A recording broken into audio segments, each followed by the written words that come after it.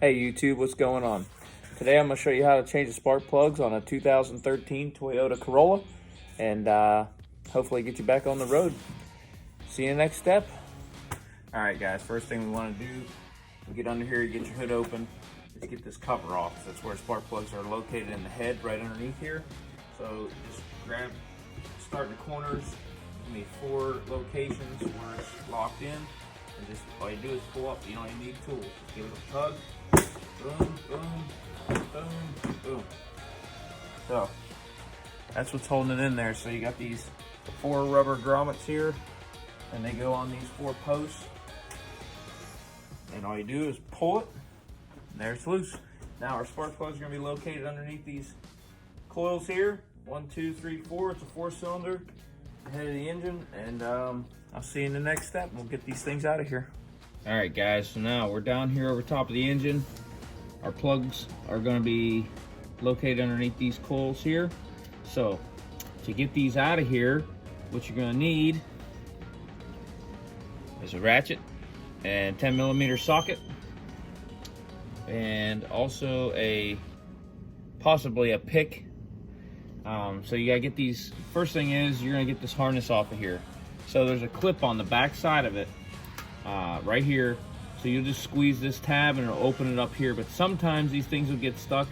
That's what I was saying about the pick. If you're squeezing this and that thing doesn't come up, you can get right under the front of it here with the pick and just lift up ever so gently so that you don't break that tab off.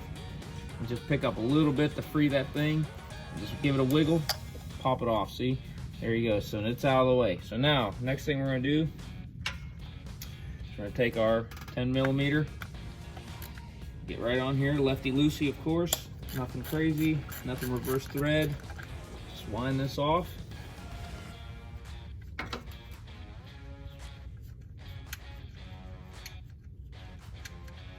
Give me 1 second. There we go. There's your bolt.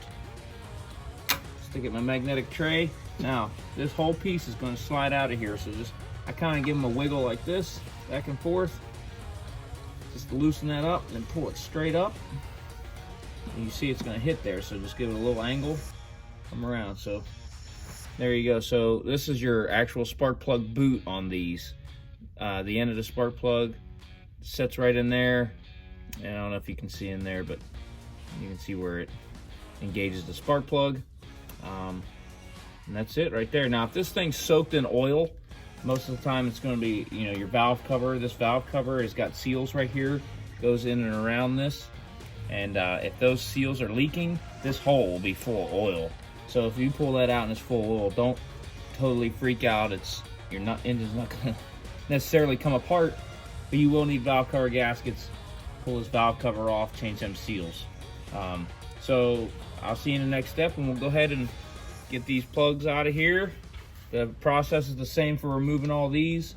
And next thing I'll show you is getting the plug out. All right, guys. So here we are at the next step. What you're gonna need now: ratchet. This is a 3/8.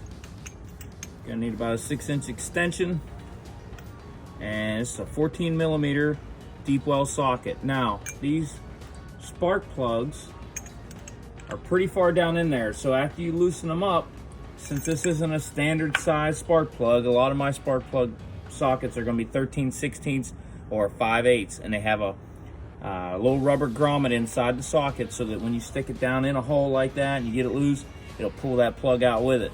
Well, this kind of socket, at least maybe I'm sure they make one, I just don't have one. Or you can put a rubber grommet in there if you wanted to grab the plug. But another way to get around that, it's just a magnet. So get yourself a little cheap magnet. This one's probably from Harbor Freight or somewhere. So once you get it loose, you can stick it down that hole, pull that spark plug out.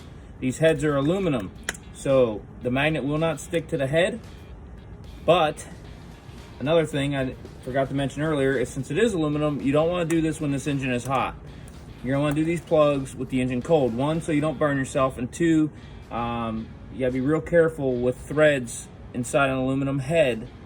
Whenever the engine's hot, you might destroy the thread. So I'll show you how to get this out of here. Take your extension and your socket. Now, this is a wobble socket or a wobble extension. Probably don't need that, but it's just what I grabbed. So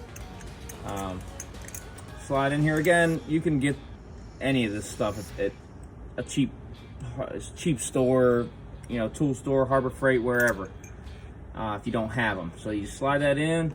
See, it kind of goes in just like that. Get on the plug, you can feel it. Stick your ratchet on there. Get her on the correct lefty-loosey setting. Give her a little, you feel that coming loose. Set your ratchet down. Just work it out. Now, these are really long-winded threads. They got a lot of threads on them, so it takes for, I mean, compared to a normal spark plug that I'm used to.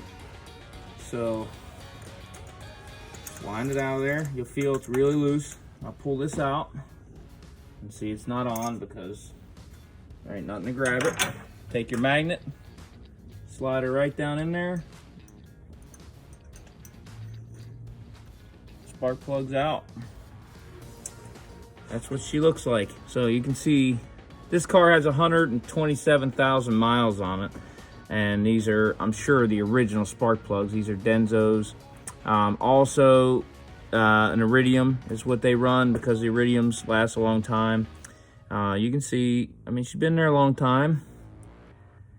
Burning pretty good. So anyway, we're gonna get these changed out. I'll show you the plugs that I'm going to put in, and then we'll show you the reverse procedure here and get you put back together and get you on the road. And again, every one of these are going to be exactly the same. I'll just show you on one hole instead of showing you every one. And you just repeat the process over and over.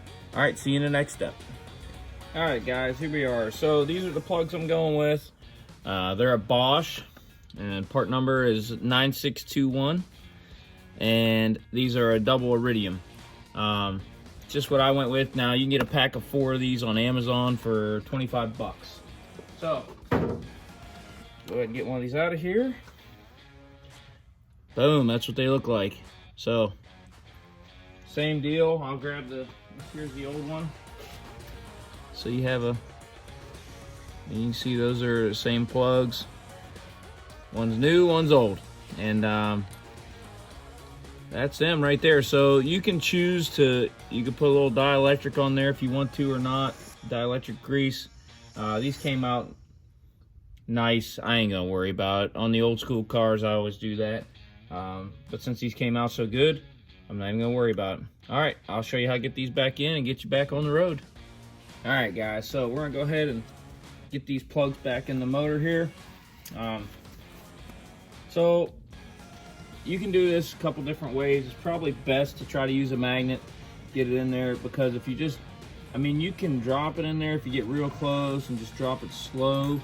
You just gotta be real careful because you don't wanna crush down this strap on it without knowing if you dump it down in there. So if you get her down in there, just kind of get it where you need it. There, she's in. So take your extension and your socket, slide it in, just gently. You get it right on top of that plug, kind of make sure it finds its home, and just slowly start. Always start it with your hands. And you know there's a lot of threads on it, so you want to feel that baby thread in a lot. You don't want it cross-threaded. With it being in that hole and the socket sitting in that hole and everything, there's a good chance you're not going to cross-thread it because it's going to find its home. But just thread it in all the way by hand. You'll feel it going in there. You'll feel it just stop. When you get to that stopping point,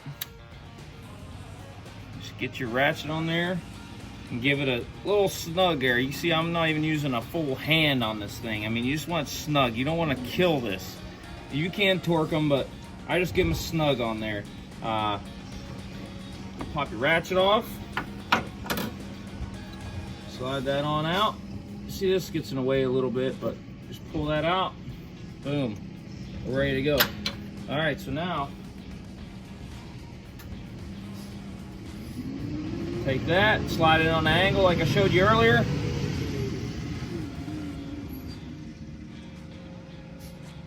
Drop her in. Take your screw, 10 millimeter.